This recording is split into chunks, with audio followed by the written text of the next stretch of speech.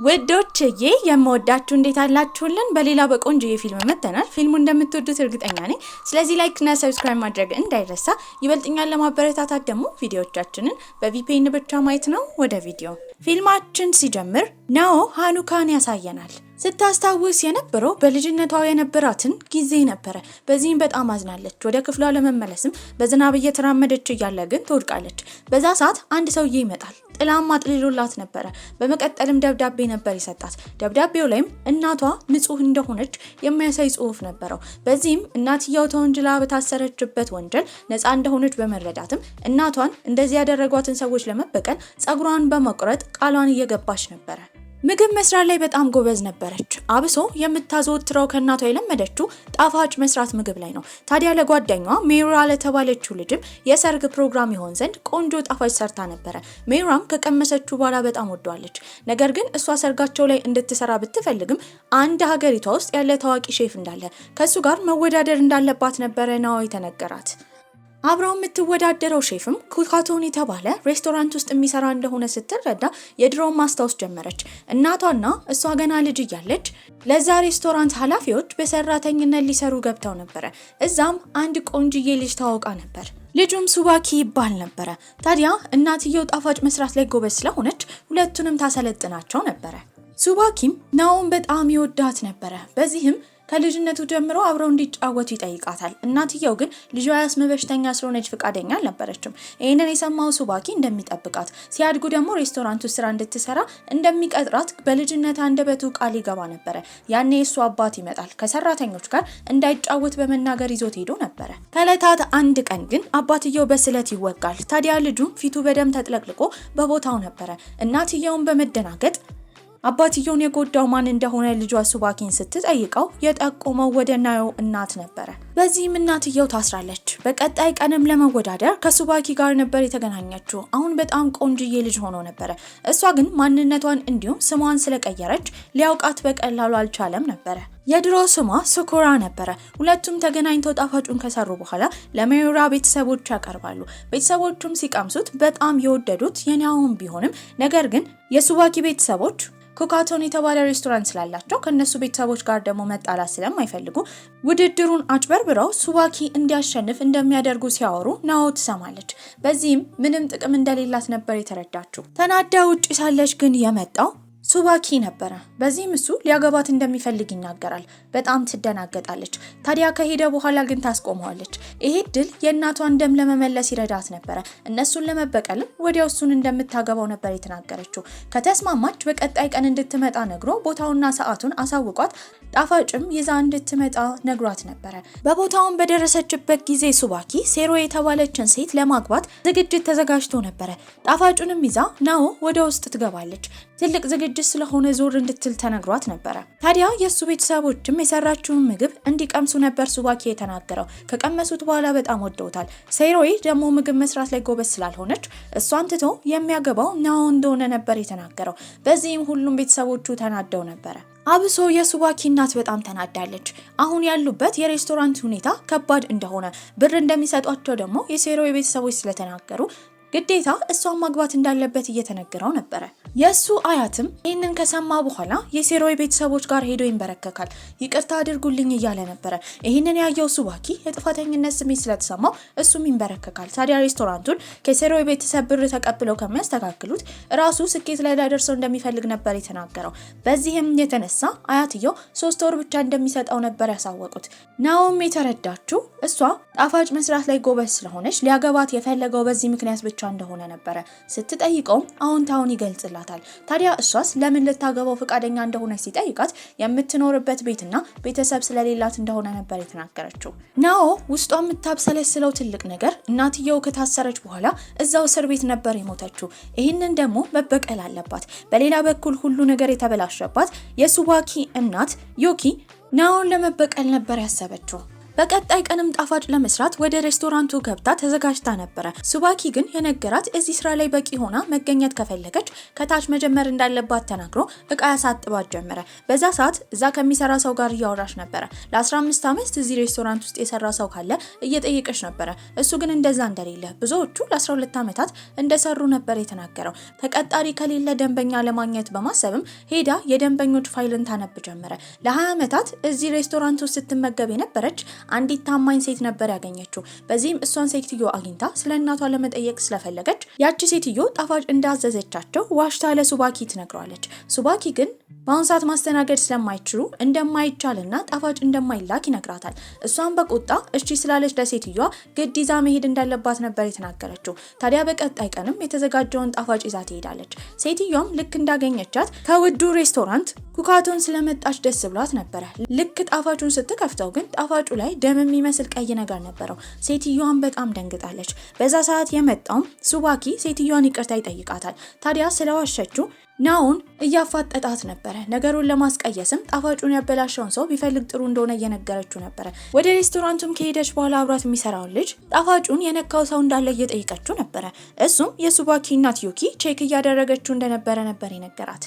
ወደ ክፍሏን በምትሄድበት ጊዜ ዩኪ ያኔ የናዮን እቃ እየሰበሰበችና ልታስወጣት ተዘጋጅታ ነበረ። በዚህ ጊዜ በጣም ትናደድና ጣፋጩን ያበላሸችው እሷ እንደሆነች እንደምታቀባት ትነግራታለች።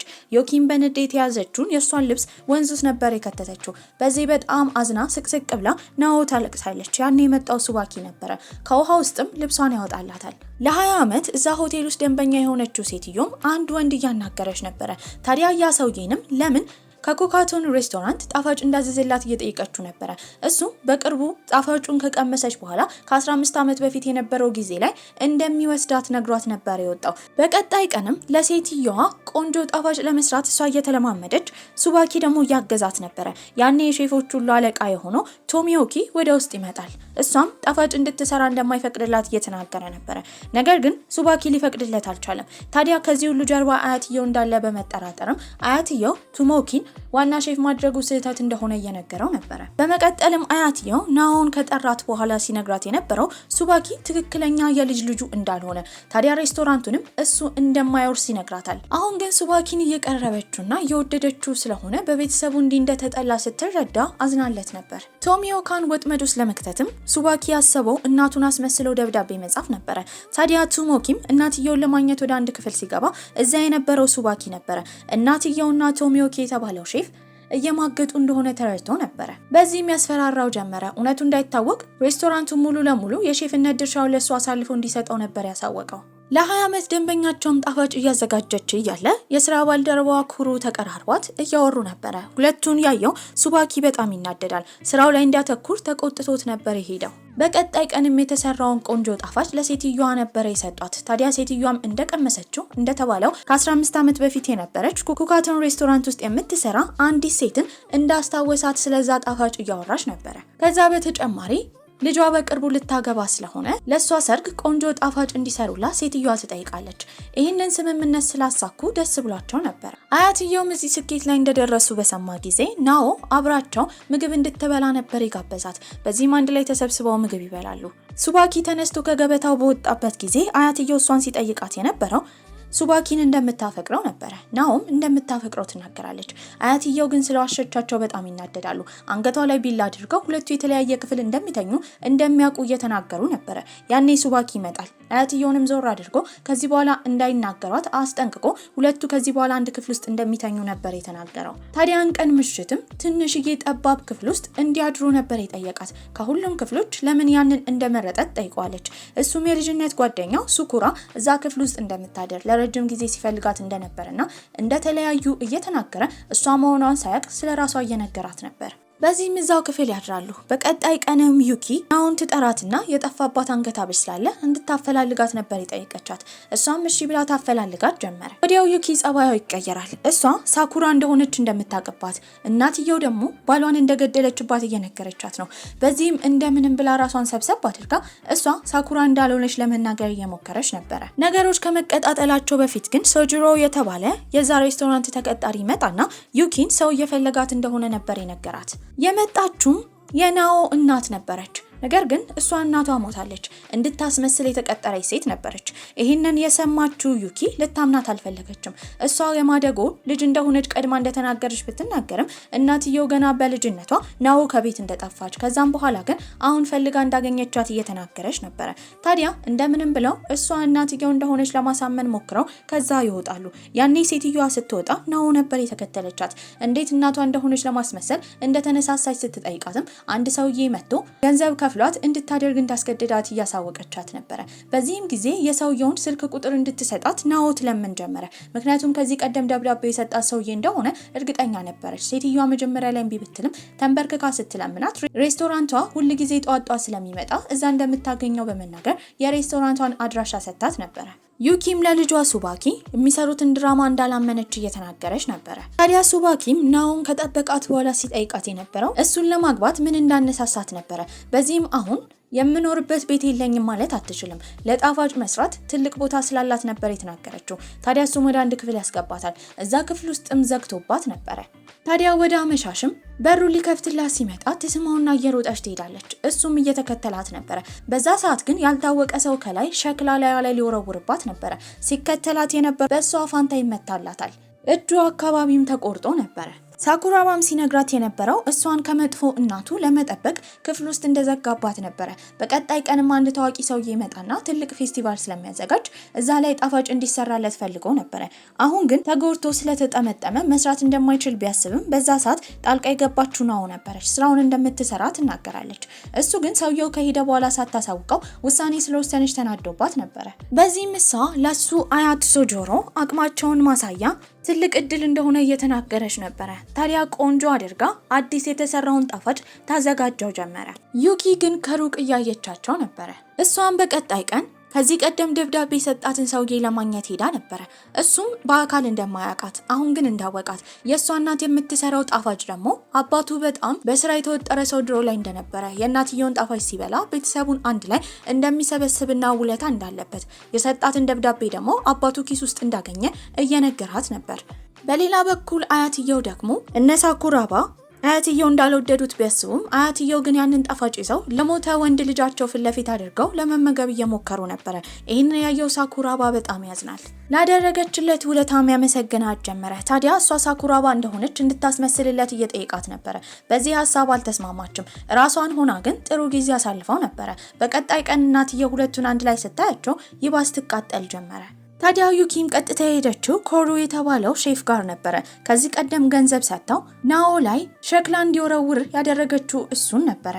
አሁንም ገንዘብ ትሰጠውና በሁለቱ መካከል ገብቶ ግንኙነታቸውን እንዲያፈርስ አዛው ነበረ። እሱ ከድሮ ጀምሮ ሱባኪን በቀል ትልቅ ምኞት ነበረው። ይሄም የሆነው አንድ ቀን ላይ ሱባኪን ዋና የሱ ቤተሰቦች ውድድር ላይ ቀርበው ነበረ። ታዲያ ያንን ውድድር ሱባኪ ስላሸነፈ የሱ ቤተሰቦች ከባድ ክስረት ውስጥ ገብተው ነበረ። እሱን ለመበቀል ነው እዚህ ሬስቶራንት ውስጥ የሚሰራው። እናትየውም ይሄንን ነገር በመጠቀም እሱን ለመጉዳት ሴራውን ጀምሮ ነበረ። ታዲያ ቤት ውስጥ እየተራመደችም ናኦን ባገኛት ጊዜ ካሩ ወደ አንድ ክፍል እንዲገቡ ነበር የጠየቃት።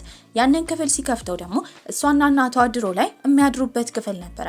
በዚህም ትዝታዎች ይታወሷት ጀመረ። ታዲያ እሱም ጣፋጭ ሬስቶራንት እንዲኖረው የልጅነት ህልሙ እንደሆነ፣ ያ ህልሙ ግን የተበላሸው በሱባኪ አማካኝነት እንደሆነ እየነገራት ነው። ናኦ ግን በማንኛውም ነገር እንደምትረዳው እያሳወቀችው ነበረ።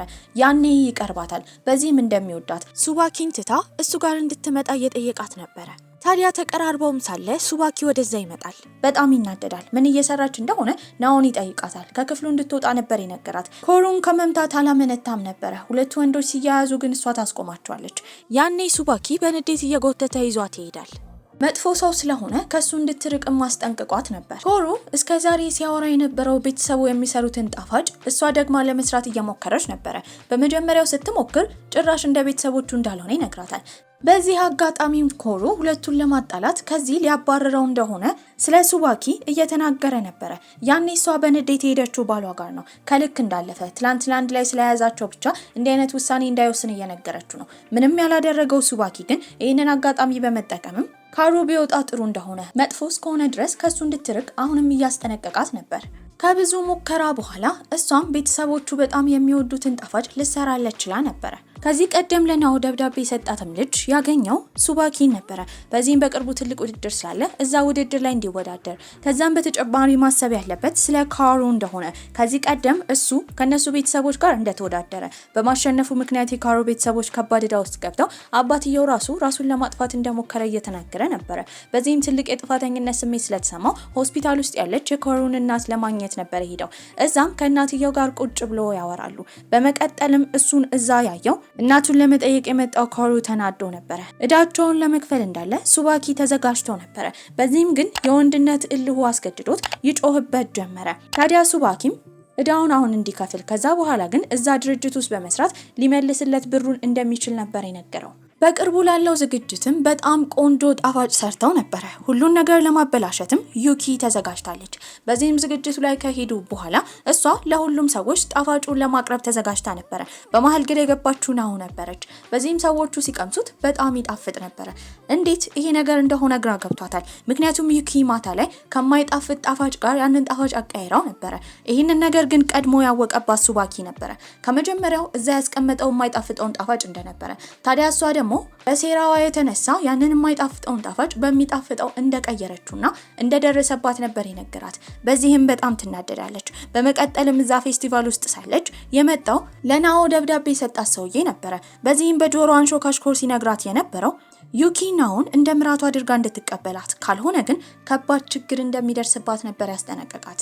ከውድድሩም በኋላ እነ ናኦ የሰሩት ጣፋጭ በጣም ታዋቂ ስለሆነ ያንን ጣፋጭ ምን ብለው መሰየም እንደሚፈልጉ ሲጠየቁ ከዚህ ቀደም የክሩ ቤተሰቦች የሱቃቸውን ስም ነበር የሰየሙት። ያኔ ክሩ በጣም ነበር ደስ ያለው። ከዚህ ቀደም ሱባኪ ልታገባው የነበረችው ሳዮሪ የምትባለው ልጅም ትልቅ መረጃ ይደርሳታል። ይሄም መረጃ ናኦ ማለት ስሟ ሳኩራባ እንደሆነ፣ ከዚህ ቀደም የሱባኪን አባት የገደለችው ሴት ልጅ እንደሆነች መረጃውን አግኝታ ነበረ። ይህንን ተጠቅማ ሁለቱን ለማበጣበጥ ተዘጋጅታለች። በሌላ በኩል ናኦ ደግሞ በተደጋጋሚ እያስመለሳት ነበረ። አንዲት ሴትም ይህንን አይታ እርጉዝ እንደሆነች ብትነግራትም ስለደከማት እንደሆነ ተናግራ ነበረ። ምርመራ ስታደርግን እውነትም እርጉዝ ነበረች። አሁን ግን ለሱባኪ ለመናገር ዝግጁ አልነበረችም። ሱባኪም በዛ ሰዓት እነሱ ሊጋቡ ስለሆነ የጥሪ ካርዳቸውን እያዘጋጀ ነው። እዛ ዝግጅት ላይም እናቷ መምጣት እንዳለባት ሲነግራት የውሸት እናቷ ስለሆነች ልታመጣት አልፈለገችም። እናትየው የምትኖረው ሩቅ ገጠራማ ከተማ ስለሆነ እንደማትመጣ ትናገራለች። እሱ ግን የቻለውን ነገር አድርጎ እናትየውን ወደዚህ ለማምጣት ተዘጋጅተው ነበረ። ይባስ ብሎ ዩኪ ትመጣና ስትናገር የነበረው የእሷ እናት ከተማ ውስጥ ሬስቶራንት እንዳላትና እዛ ሄዶ መጥራት እንደሚችል ነበረ። በዚህም የውሸት እናቷ ጋር ነበረ ሁለቱም የሄዱት። የጥሪ ካርዱንም ሱባኪ ይሰጣታል። ይሄ ሁሉ ውሸት የሰለቻትም ሴትዮ እውነቱን ልትናገር ስትል የጮኸችው ናኦ ነበረች። ታዲያ ሁለቱ ማውራት አለባቸው ብሎ ያሰበው ሱባኪ ከዛ ተነስቶ ይሄዳል። እናትየውና ናኦ በሚያወሩበት ጊዜ ሁሉን እውነት መናገር እንዳለባት በውሸት እንዳትቀጥል እየነገራቻት ነው። ወዲያው ያስመልሳት ጀመረ። ይህንን ያየችው ሴትዮዋም እሷ እርጉዝ እንደሆነች እንዳወቀችባት ደግሞ ለሱባኪ እንደነገረችው ጠይቃታለች።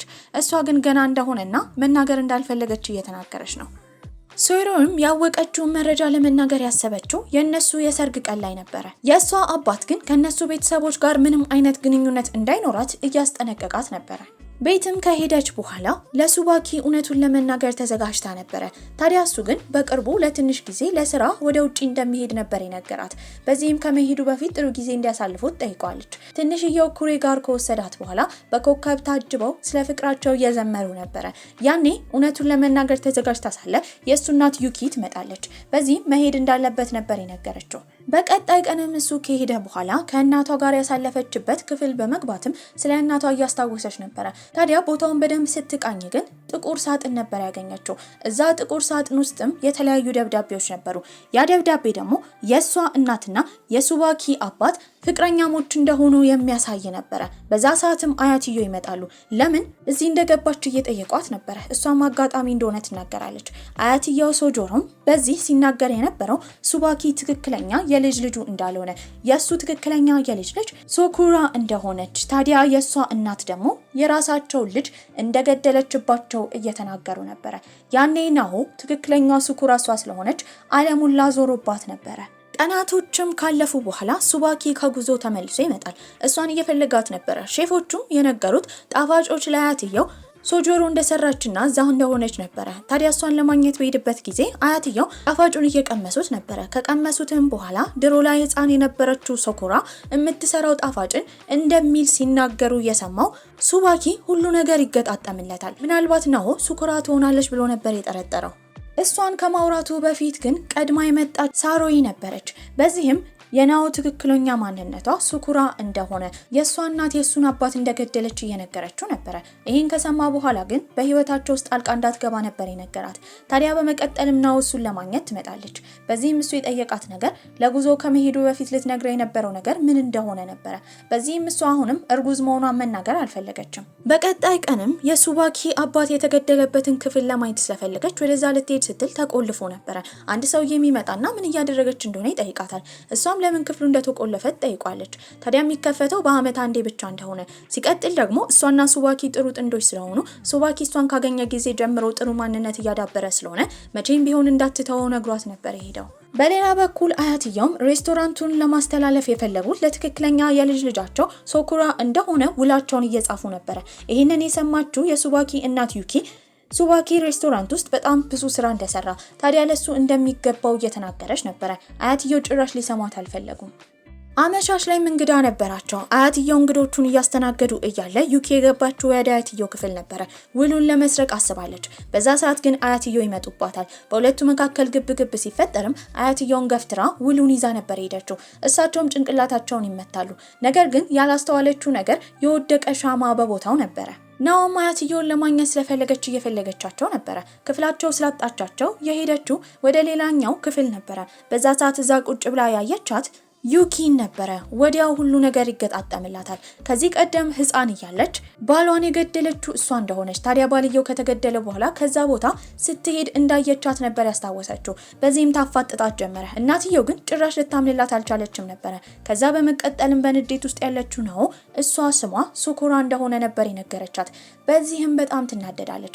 ይህንን ነገር ደግሞ ከሩቅ ሆኖ ሲሰማ የነበረው ሱባኪ ናኦ የቀረበችው ልትበቀለው እንደሆነ ነበር ያሰበው። መቼም ቢሆን ይቅርታ እንደማያደርግላት እየተናገረ ነበረ። ወዲያው አንዱ ሼፍ እየሮጠ ይመጣል። ሶጆሮ ራሱን ስቶ ክፍል ውስጥ እንዳለ፣ እዛ ደግሞ እሳት አደጋ እንደተፈጠረ ነበር የተነገረው። በዛ ሰዓትም እየሮጠ አያቱን ለማዳን ሄደው ሱባኪ ነበረ። በዚህም በጭሱ ይታፈናል። ራሱን በመሳት ሁኔታ ውስጥ ያለው ሱባኪ ሲያስታውስ የነበረው ሱኩራን ነበረ። ተመልሳ የመጣችው ከህይወት ሁሉን ነገር ልነጥቀው እንደሆነ በማሰብ ራሱን እዛው ይስታል። ከባድ ድንጋጤ ውስጥ ያለችው ናኦ ደግሞ ወዲያው ሆዷን ያማት ጀመረ። እዛው ራሷን ትስታለች። ከዚህ ቀደም ደብዳቤ ሊሰጣት የነበረው ሰውዬ ወደ ሆስፒታል ይዟት ይሄዳል። ታዲያ ሆስፒታልም ከአንድ ቀን በኋላ ነበር የነቃችው። አጠገቧም የውሸት እናቷ ነበረች። ስትጠይቃት የነበረው ሱባኪና ሶጆሮ ደህና እንደሆኑ ነበረ። እነሱ ደህና እንደሆኑ፣ ነገር ግን እሷ ልጇን እንዳጣች ትነግራታለች። በዚህም ስቅስቅ ብላ ነበር ያለቀሰችው። አንድ ቀንም ሱባኪ ሊጠይቃት ስላልመጣ ቀስ በቀስ ናኦ እየጠላችው ነበረ። አያትየው ሆስፒታል ስለሆኑም ሁሉን ነገር ተቆጣጥሮ ሲመራ የነበረው ሱባኪ ነበረ። ታዲያ የተቀመጠውም ከሴሮይ ጋር ነው። እሷንም ጣፋጭ እንዴት እንደሚሰራ እያለማመዳት ነበረ። በዚህም ፊቷ አካባቢ ፕላስተር አድርጋለች። ይሄም የሆነው እሳት ውስጥ በገባበት ጊዜ ልታድነው እሷ ገብቷ ፊቷ ስለተቃጠለ ነበረ። ታዲያ ለትንሽ ጊዜ እዚህ መቆየትና ስራ መለማመድ እንደምትፈልግ ትነግሯለች። እሱም እስከፈለገችው ድረስ እዚህ መቆየት እንደምትችል ቃል እየገባላት ነበረ። አያቱንም ለመጠየቅ በቀጣይ ቀን አበባ ይዞ ይሄዳል። ታዲያ ግን ሌላ ነጭ አበባ እዛ ተቀምጦ ነበረ።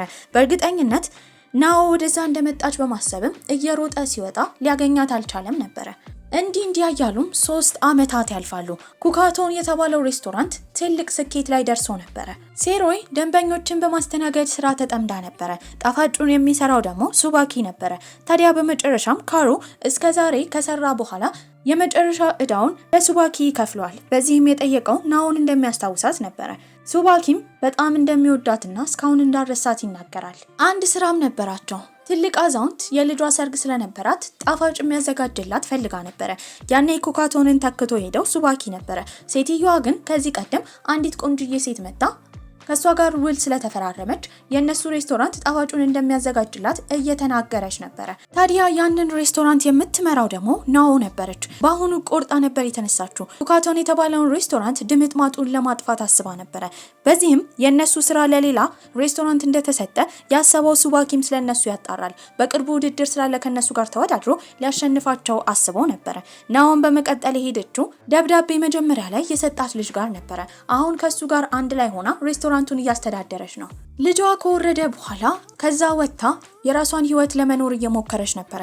የማታፍረው ዩኪ ግን እሳቱን ሬስቶራንት ውስጥ ያስነሳችው እሷ እንደሆነች በመናገር ፖሊሶቹላ እንዲይዟት አድርጋ ነበር። በዛ ሰዓት ናኦ ታመልጣለች። ባመለጠችበትም ጊዜ ጫካ ውስጥ ስለገባች እንደ ድንገት ከገደሉ ትወድቃለች። እዛም በወደቀችበት ጊዜ ሊያድናት የመጣው ደብዳቤ የሰጣት ልጅ ነበር። አሁን 3 ዓመታት ቢያልፉም ያንን ነገር አልረሳችውም ነበር። ዩኪን ለመበቀል አስባለች። በዚህም በደንብ ስታጣራ ሱባኪ አሁን ብዙውን ጊዜ የሚያዘወትረው ጣፋጭ በመስራት ሳይሆን ነገሮችን በመቆጣጠር ስለሆነ አሁን ያለው ውድድር ላይ ተወዳድራ እነሱን ድምጥማጣቸውን ለማጥፋት ነበር ያሰበችው። ነገር ግን ዩኪ ዝም አላለችም። ጣፋጭ ዳኞች መካከል አንዱ ጋር በመሄድ ገንዘብ ከሰጠችው በኋላ ሱባኪ እንዲያሸንፍ እንዲያደርግ ነግራው ነበር። ሰውየውም ገንዘቡን ወስዶ ተስማምቷል።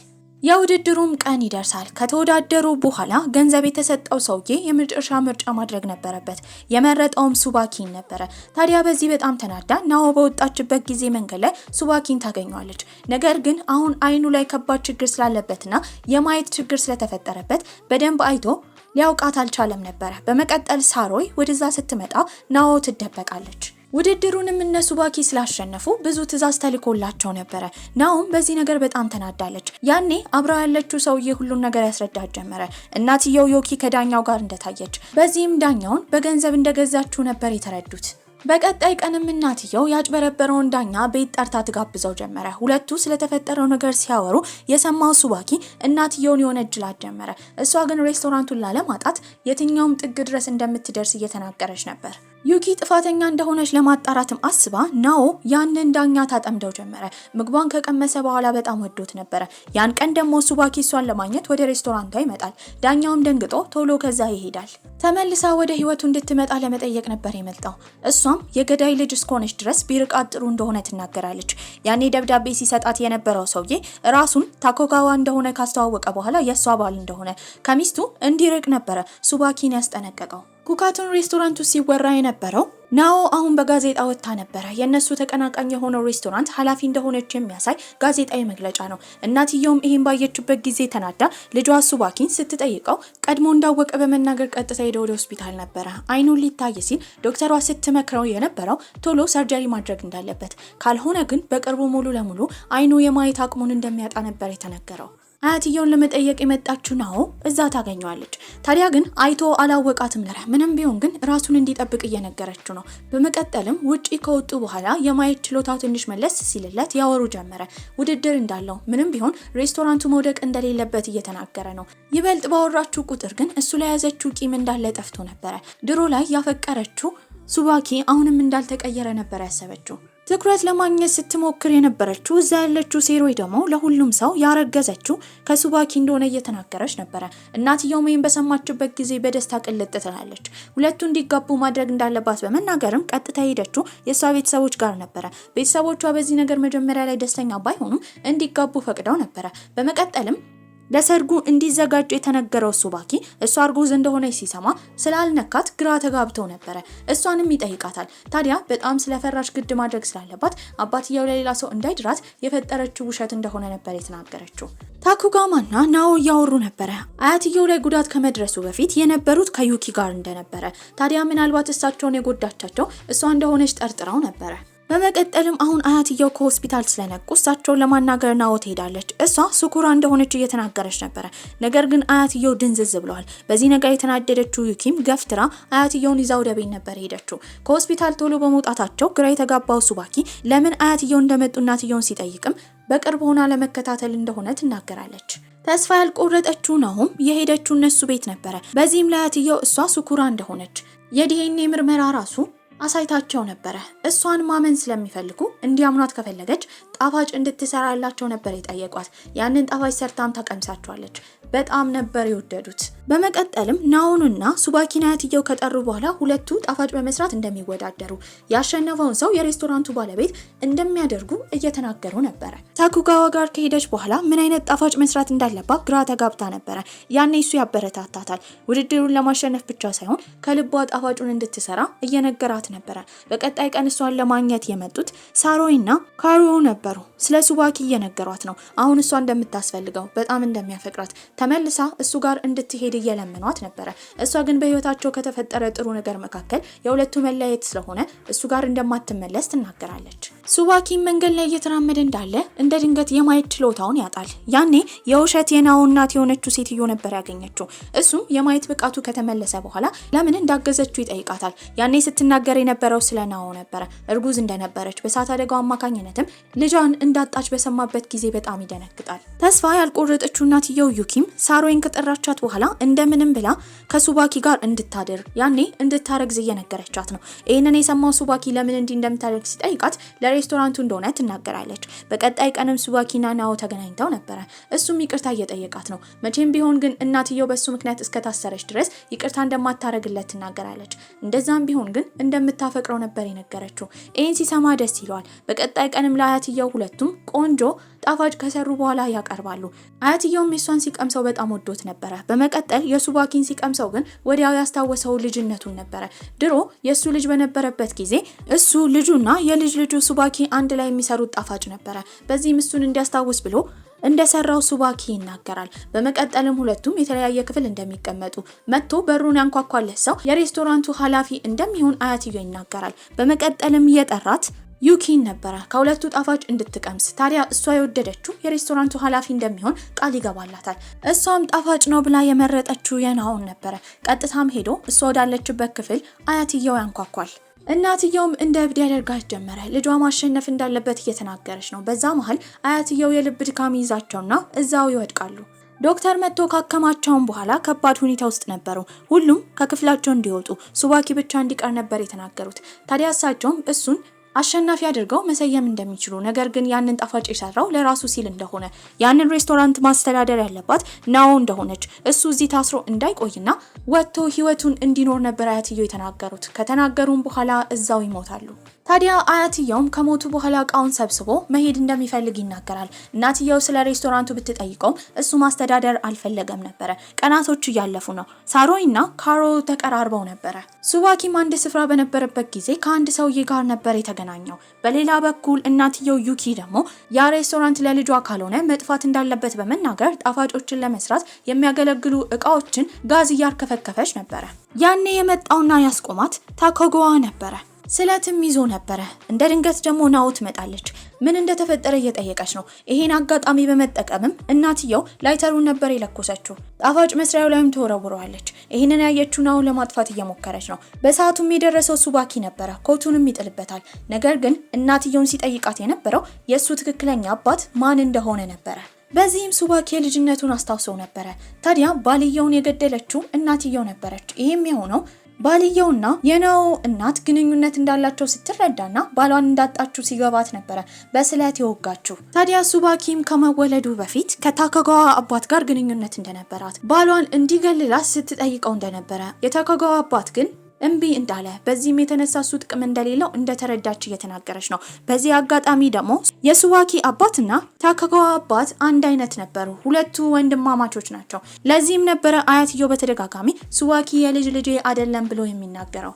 ታኮጋዋም የሱ አባት ችግር ውስጥ የገባው በዩኪ አማካኝነት እንደሆነ ስለሚያውቅ እሷን በስለት ለማውጋት እየተዘጋጀ ነበረ። ይህንን ያየው ሱባኪ እሷን ለመበቀል ለምን እስከዛሬ እንደቆየ ሲጠይቀውም እሱ እስካሁን የቆየው ናኦ የሬስቶራንቱ ኃላፊ እስክትሆን እንደሆነ፣ ታዲያ በሱ ምክንያት ራሱ ብዙ እንደተሰቃየች እንደሚያስብ እየተናገረ ነው። በዚህም ይቅርታ ከጠየቃት በኋላ እናትየውንም ሳይጎዳት ራሱን አሳልፈው ለፖሊስ ይሰጣል። እናትየው ዩኪም አሁን ሁሉ ነገር ስለታወቀባት እርግፍ አድርጋ ቤቱን ትታ ትወጣለች። መንገድ ላይ እየተራመደች እያለ አንድ ህፃን ልጅ መኪና ሊገጨው ነበረ። በዚህም እሱን ታድነዋለች። ነገር ግን እሷ ትገጫለች። ታዲያ እዛው ሞታ ነበረ። በዚህም ግን ከመሞቷ በፊት አይኗ ለልጇ እንዲሰጥ ተናግራ ነበረ። ታዲያ እሱ ግን ከእናትየው መቀበል አልፈለገም። የሷን አይን ካደረገ ምናልባት በሷ አይን አይቶ ምድር ክፉ እንዳትመስለው እየፈራ ነበረ። ይሄን ሁሉ ነገር እንደሸሸ የተረዳችው ናኦም ሰርጀሪውን ማድረግ እንዳለበት እያበረታታችው ነበረ። በሌላ በኩል ደግሞ ወደሱ የመጣው ቶሞኪ የተባለው ከዚህ ቀደም ከእናትየው ጋር ሲማግጥ የነበረው ሰውዬ ነበረ። ታዲያ እሱ ልክ እንደታመመ አይኗ እንዲሰጥ እንደተናገረች ለልጇ ለሱባኪ ትልቅ ፍቅር እንዳላት ሰውየው እየተናገረ ነበረ። በዚህም ተነሳስቶ እሱ የአይን ሰርጀሪ ያደርጋል። ታዲያ 3 ወራትም ያልፋሉ።